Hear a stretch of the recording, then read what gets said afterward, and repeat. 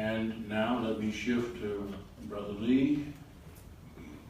What takeaway, what assignments you want this group to have? I would say, personally, take it back into our communities, to reach out and start educating those that are curious. That's a good choice of words for me to say, curious. And what I mean by that is curious of the streets, curious of the system, curious of the things that occur and happen in the streets. We also have to start back policing our communities, because those that we pay, because I pay taxes today, as a taxpayer to serve and protect our communities, they're just as corrupt as the individual that they portray us to be.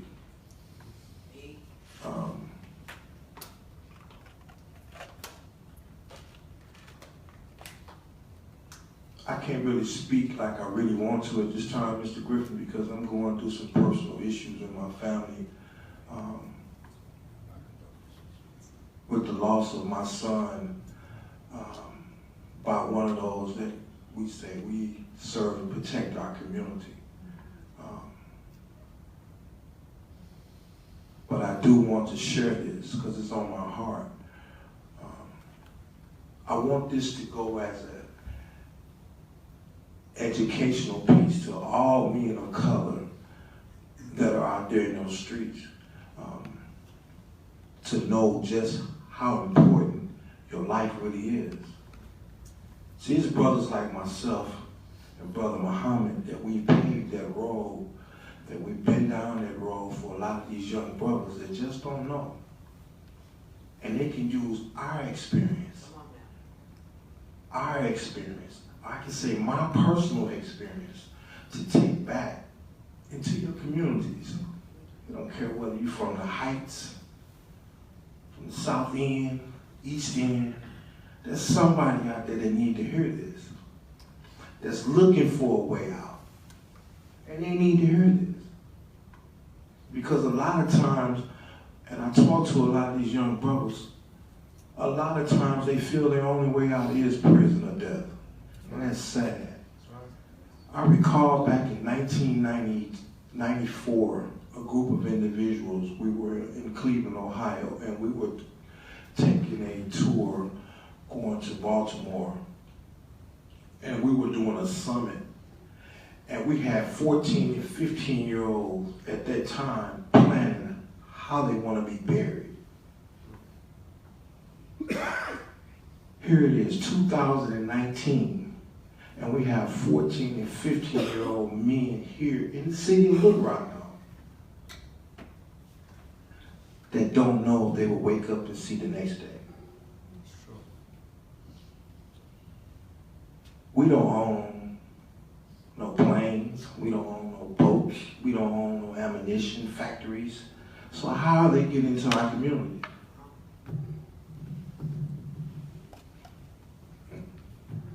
Policy.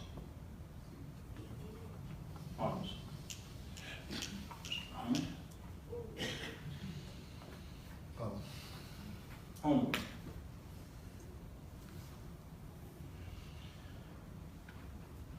I think one of the, sitting here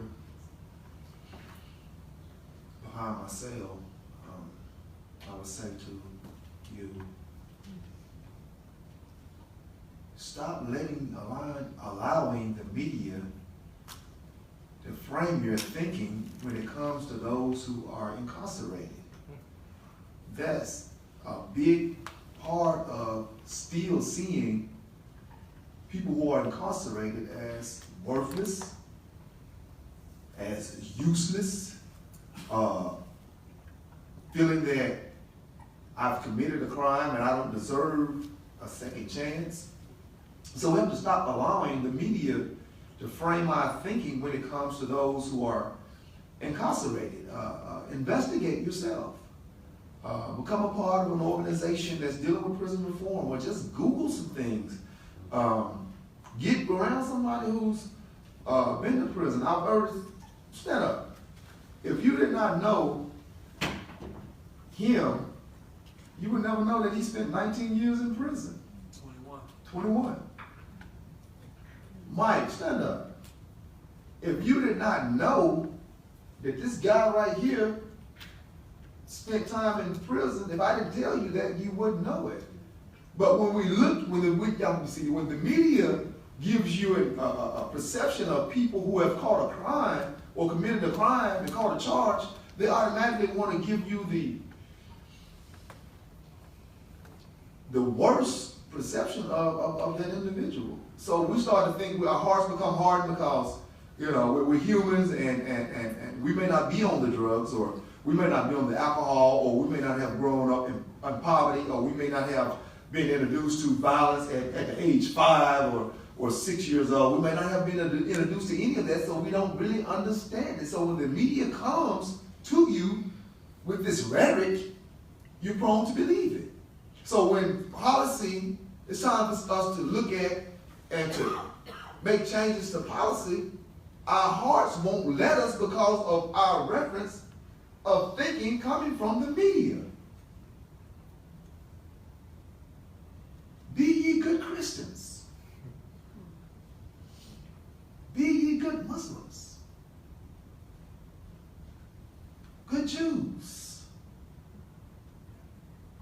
They asked Jesus, why do you sit with the publicans? Why are you eating with them? Why are you congregating with them? It's just this type of, these principles that when I was locked down for 19 months at Tucker Max, and all I had was a Holy Bible and a final call. Stayed on lockdown for 1.5 years in a cell with nothing but walls, a bar, and a little sink connected to the commode for 19 months. And they allowed me to shower 3 times a week. Shackled and handcuffed. 10 minutes. They allow you to go to yard call once out of the 24 hours, 1 hour out of the 24 hours. But the best thing about that experience was I read. I've read the Bible. And if we just deal with the gospel, Matthew, Mark, Luke, and John, and just look and investigate how Jesus treated people, then when the devil comes in the form of the media, we won't allow it to warp our thinking. We won't allow it to do that. That's one thing. Language. Stop seeing, the word inmate, don't see me as an inmate or a convict. See me as I've been incarcerated. A member who has committed a crime or caught a charge, he's now incarcerated. Because that language, oh, he's a convict. Oh, he's an inmate. That's a stigma placed on us to where we can't see the human side of you. They wonder why a female officer go into the institution and her name, so-called inmate, becomes an idol. Because she didn't lose her humanity. He grew up in his humanity. And 2 people seeing each other as human beings. That's how that happens. But when we lose our humanity, you can tell whether or not we have humanity. Because when we lose our humanity, subtly lose our humanity, then we start to categorize people as objects. To be an inmate is an object. To be a convict is an object. To be a slave is an object. And those who identify those classes attach those titles to people who have totally lost their humanity.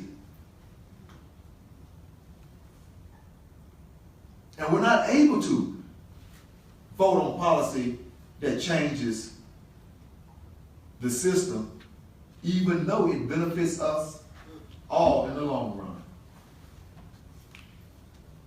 So what would I ask? See me as I am. See me and us as we are. Some of the most intelligent individuals you ever want to meet is incarcerated. Don't get me wrong. It's something that I wouldn't let out in a million years. Don't get me wrong. You know, we're not gonna be superficial. Make it plain, man. Make it plain. You know. Yeah. But 45% of those who are incarcerated, some are studying law. Some come out paralegals. Some come out educators. At one time, I don't know if they started again, but we were able to go to college and get degrees inside the institution. So my biggest thing is my assignment is to stop allowing the media and people who do not understand the system to frame your reference of thinking. Be who you are. Dedicate yourself to what you love and what you believe in. And when it's time for change, you be the change that we all need to see. Professor Cummings? Assignments? Yep. I have 1 point and 2 assignments. I grew up in Los Angeles, California, and I lived in a strip of land called the LA Strip. And on one side of the LA Strip is Carson, Compton, and Long Beach. And on the other side of the strip is Manhattan Beach, Huntington Beach, and Hermosa Beach. And so I had friends that were surfers, and I had friends that were gangsters, for lack of a better word. The Carson, Compton, Long Beach crew were Crips, primarily. And the surfers were surfers. So they were primarily white, and my friends that were from Carson, Compton, and Long Beach were Polynesian and African American. And I learned at a very young age that the war on drugs was enforced in a very racially disproportionate way. Up and down the beaches cities, my surfer friends smoked marijuana indiscriminately, carried it openly, smoked it all the time, and I say they smoked it all the time. And my African American and Polynesian friends were stopped all the time. We were laid out flat on the ground. Our cars were illegally searched and seized. I just want to make this really important point, that the war on drugs was never enforced equally. It was enforced in a disproportionate manner. Why was that? Because if you enforce the war on drugs in the beach cities, or college graduates in your fraternity or sorority houses, they would have found plenty of drugs to lock you all up. But they would have caught holy hell from parents and lawyers and anybody else in the beach cities or in frat houses and sororities. But they didn't catch holy hell for locking up people in the hood. They didn't catch it for locking up Polynesian and African American people in Carson, Compton, and Long Beach. So I want to be very clear about this. This war on drugs was waged unequally. It has been enforced unequally. And those of you that have spent any time in college know that a raid at your frat house or a raid at your sorority house would have got lots of people locked up. Or your dorm. Or your dorm room. But we didn't wage it that way.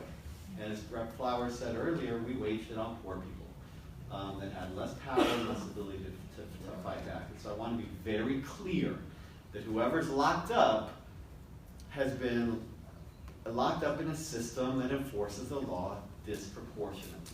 I just want to be very clear about that. Now, let's get optimistic. Here's what we can do. There are things that we can all do today. How many of you in the room own a mutual fund or own an investment of any type. I was going through my Voya, I guess I own some Voya shares in one of my retirement funds. I was going through my Voya annual disclosure to see who Voya, the mutual fund, invests in. And guess who I found out just 3 days ago that Voya invests in? The Geo Group and Core Civic. And you know what I did? I called my broker and I said, Todd, I want you to sell every single Voya mutual fund in my portfolio, and I want you to tell them that we're selling because they own Core Civic and the Geo Group. Folks, that's called a boycott. And I believe in the power of the boycott. If you get your annual statements from any of the mutual funds that you own or any stocks you own, see if Voya or any of your mutual funds own shares of Core Civic. And that's what the judge was talking about earlier. They buy shares on the New York Stock Exchange of privately held corporations. And you as a single taxpayer citizen can begin your own personal boycott of those companies that support these systems. And I just want to be really clear about the power of the boycott. Wells Fargo Bank bankrolls Core Civic and Geo Group. And let me tell you, as a corporate law professor and as a contracts professor, one of the things that moves corporations are boycotts. People that actually leave their services quickly. If we were to arrange just a few sit-ins at Wells Fargo's bank, where we actually sat in and their customers could not come up to the tellers, Wells Fargo would start thinking immediately about their strategy of bankrolling Core Civic and the Geo Group.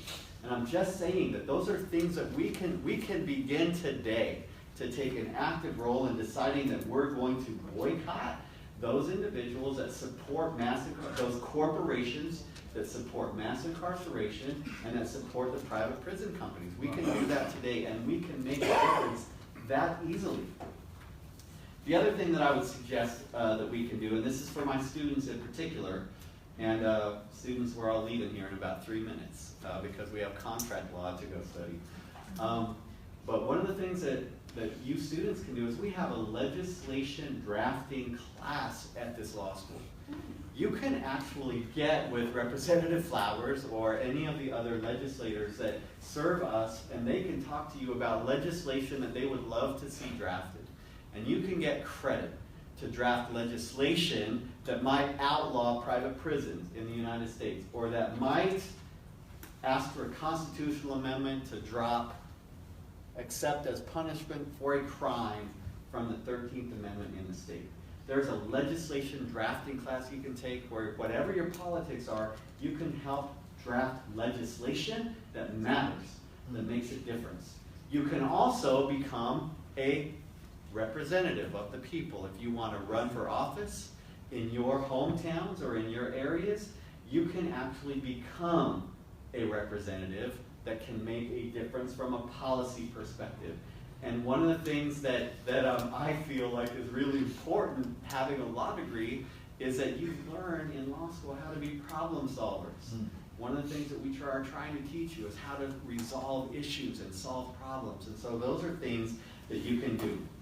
Lastly, you can come listen to me and to John Dacey at the Clinton School on March 25th at 12 noon, where he's going to talk about our strategy of